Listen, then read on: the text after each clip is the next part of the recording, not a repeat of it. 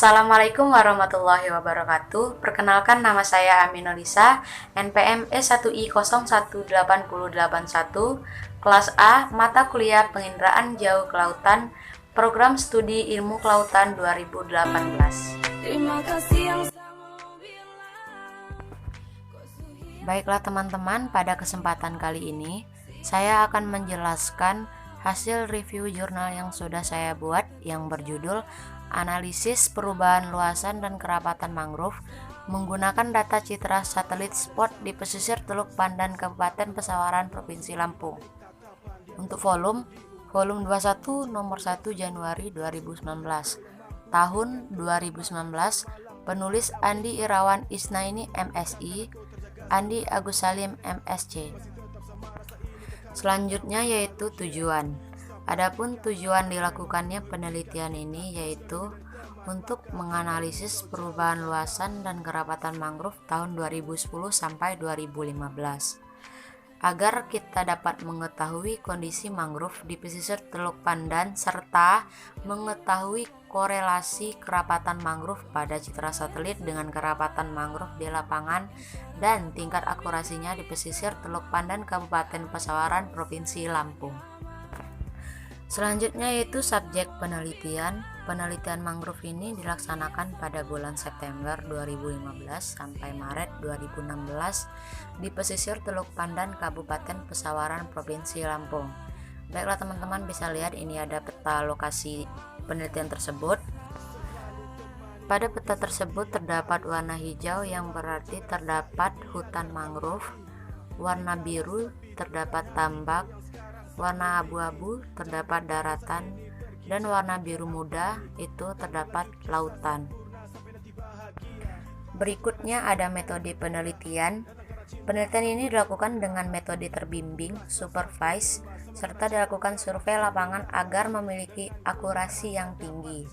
Adapun data citra yang diolah yaitu citra spot 4 dan citra spot 6.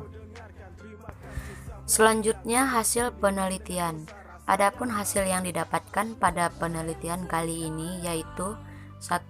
Perubahan luasan mangrove berdasarkan hasil perhitungan komputer luas keseluruhan hutan mangrove di pesisir Teluk Pandan tahun 2010 seluas 79 hektar, serta luas keseluruhan mangrove pada tahun 2015 seluas 88 hektar.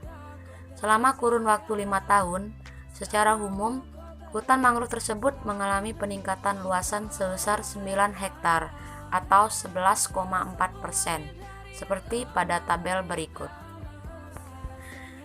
Teman-teman bisa lihat ada 9 kategori perubahan pada hasil penelitian yang telah dilakukan. Selanjutnya hasil penelitian yang kedua yaitu perubahan kerapatan mangrove berdasarkan NDVI. Berdasarkan data yang sudah diambil, maka didapatkan hasil perubahan kerapatan mangrove yang dimuat dalam grafik sebagai berikut.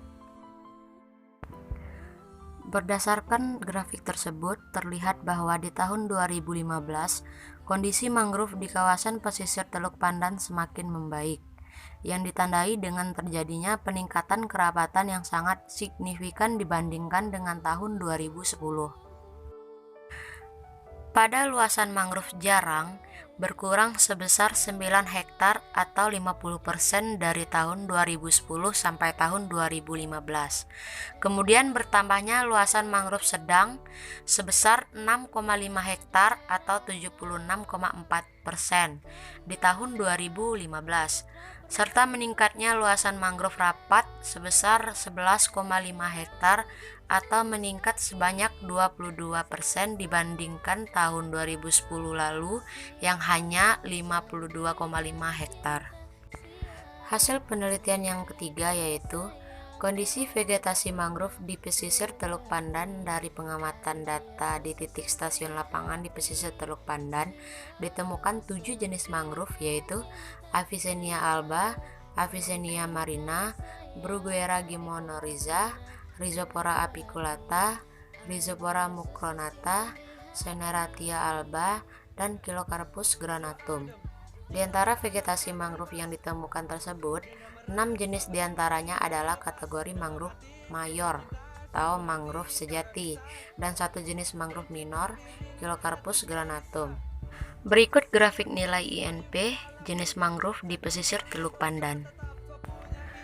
Berdasarkan grafik tersebut menunjukkan bahwa nilai INP jenis Rhizopora apiculata merupakan nilai INP tertinggi di pesisir Teluk Pandan. INP jenis Rhizopora apiculata sebesar 126,36.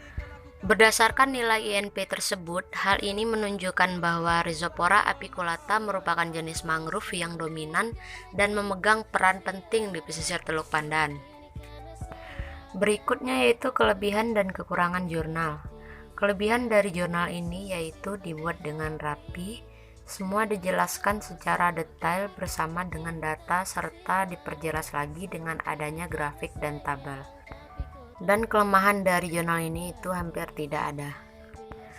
Yang terakhir yaitu kesimpulan. Adapun kesimpulan yang dapat diambil dari penelitian kali ini yaitu 1. Selama 5 tahun 2010 sampai 2015, mangrove di pesisir Teluk Pandan Kabupaten Pesawaran Provinsi Lampung telah terjadi penambahan luasan sebesar 9 hektar atau 11,4% dari 79 hektar di tahun 2010. Yang kedua, perubahan kerapatan mangrove yang terjadi yaitu kerapatan mangrove jarang berkurang seluas 9 hektar, mangrove sedang bertambah seluas 6,5 hektar, dan mangrove rapat bertambah seluas 11,5 hektar. Secara umum, kondisi mangrove di pesisir Teluk Pandan termaksud dalam kategori baik, dan jenis Rhizopora apiculata merupakan jenis yang dominan dalam memegang peran penting ekosistem mangrove di pesisir Teluk Pandan, Kabupaten Pesawaran, Provinsi Lampung.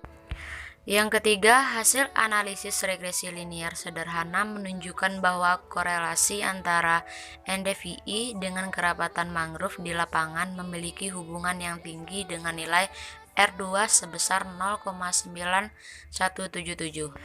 Serta tingkat akurasi hasil klasifikasi citra sebesar 88,88%. Hal ini menunjukkan bahwa tingkat akurasi spesial sebaran mangrove yang dihasilkan memiliki akurasi yang baik. Baik, terima kasih. Baiklah, sekian video review jurnal yang saya buat. Semoga bermanfaat untuk teman-teman semua. Apabila ada kesalahan, saya mohon maaf. Saya akhiri, wassalamualaikum warahmatullahi wabarakatuh.